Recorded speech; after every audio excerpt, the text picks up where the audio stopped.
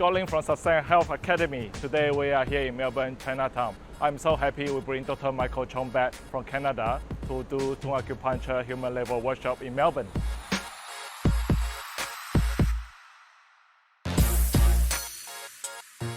I want to really understand the Tung method. Even though I can read from books, watch from the videos online, but it's totally not enough. I made the right decision to come here today.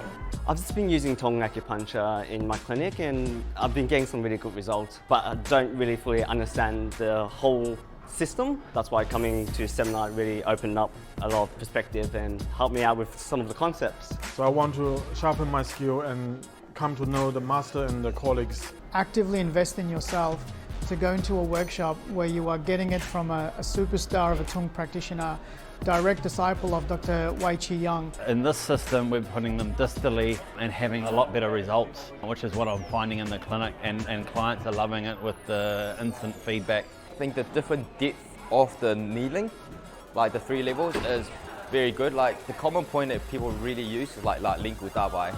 But you know, you learn that from outside, you just needle whatever. But in here, there's ways to needle and how you position and then depth of it, and also with the breathing side of it, and it's so powerful.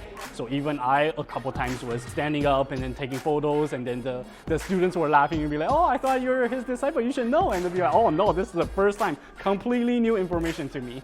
The way he goes through the points, he's a very humble-natured gentleman. He's very, very knowledgeable. So far it's been a lot of information.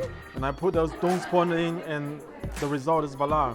Through the training hands-on, through the help of Michael, I finally got it right. If we learn Tung Acupuncture, it will really help to grow your practice into a very, very on-demand acupuncturist.